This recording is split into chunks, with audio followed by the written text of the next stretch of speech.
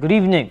Former Education Undersecretary Gloria Humamil Mercado claims Vice President Sara Duterte's Chief of Staff asked her to resign after she raised several concerns regarding the procurement for the Department of Education's computerization program. During a House Committee hearing on Wednesday, September 25, Mercado says Undersecretary Zuleika Lopez asked her to resign after she opposed suggestions from former Education Assistant Secretary Reynold Munsayak that bidders should just discuss among themselves the fate of the bidding. Duterte was the DepEd chief at the time. Sometimes in October 2023, as the likelihood of a bidding failure for DepEd computerization have become apparent, I was approached by Attorney Munsayak, and he suggested in the presence of other officials who was with me that the bidders should just discuss among themselves. Mag-usap-usap na lang para hindi masayang yung pera ng 2023. I firmly asserted that the procurement must be implemented and conducted in strict adherence with the rules. According to Mercado, she refused to resign and she insisted on leaving DepEd by voluntary retirement. Mercado says she felt she was being asked to resign after maintaining that procurement must go on. Mercado also testifies that since her designation as head of the procuring entity of DepEd in February 2023, she received envelopes containing money allegedly from Duterte. Mercado says she did not open the envelopes handed to her by Assistant Secretary Sunshine Fajarda, but learned upon her leaving the office that it contained 50,000 pesos in cash. Batangas 2nd District Representative Jervil Luistro asks Mercado if she felt the money was meant for her to act in favor of the past DepEd administration. You did not open the envelope because you feel so uncomfortable. Do you confirm? Yes. And the reason, ma'am, is because you believe that that envelope is a bribe. Do you agree with me?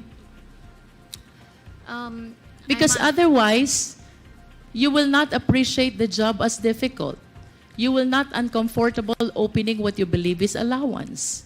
It's kind of harsh word to use, bribe, because if Or should I say, it is a means to influence your decision being the hope? It could be. In a separate press conference, Duterte denies giving money to Mercado. Instead, Duterte accuses Mercado of soliciting 16 million pesos from a private company without authorization.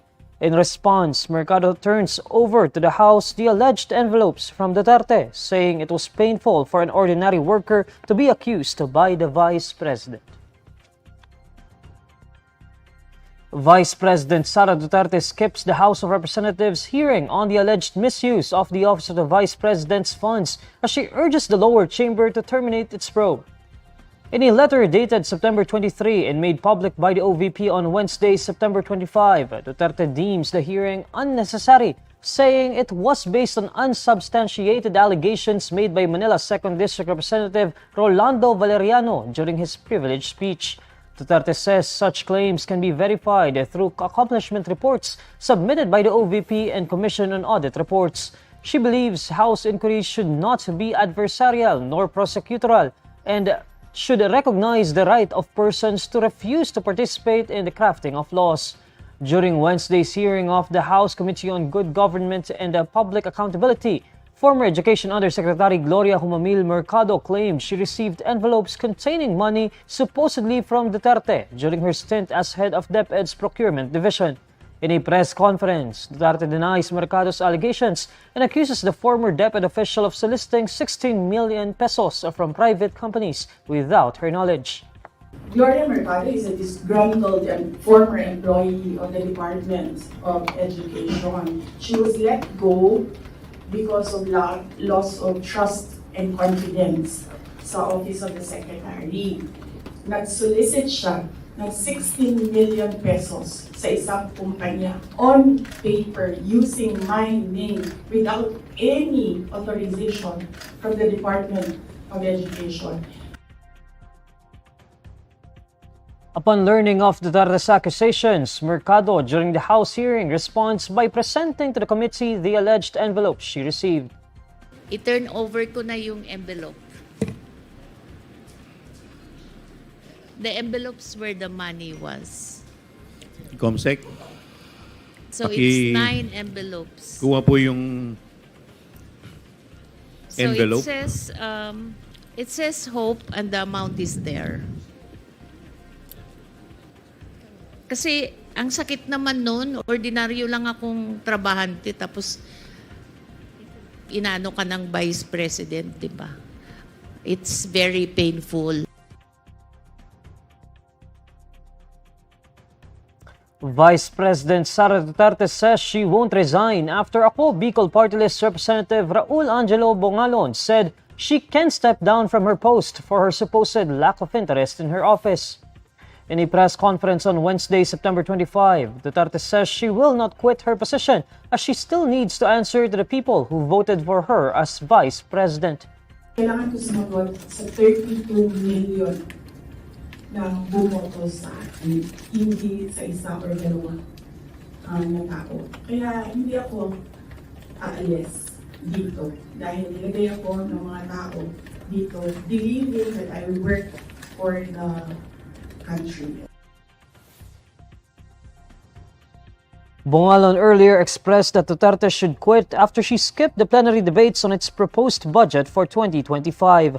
According to Bongalon, her absence shows a lack of interest in her office as heads of agencies are mandated to attend budget deliberations or in extreme conditions, assign an authorized representative to assist the budget sponsor. The House of Representatives rescheduled plenary deliberations for the OVP's proposed budget twice, hoping Duterte's office would be present. Earlier, House leaders maintained that even if the OVP is causing delays to the budget process, a reenacted budget is not an option. Under a reenacted budget, the government will be forced to use a previous year's allocations because a new appropriations bill was not signed into law before the preceding fiscal year ended. This means the delivery of programs, which would require new funding, can be delayed. Despite Tony Yang's confirmation that he is a Chinese citizen with a Philippine birth certificate, Justice Secretary Boying Remulla says filing criminal charges will take precedence over his deportation. Remulla, in a press conference on Wednesday, September 25, was asked whether Yang's admission could lead to his immediate deportation to China. In response, the Department of Justice chief says he believes the filing of criminal cases is more important as he deems Yang a national security problem that cannot be treated as an isolated case. While deportation is the easiest resort, Remulla notes that it would not solve anything. Remulla points out that deterrence can only be achieved with the certainty of punishment.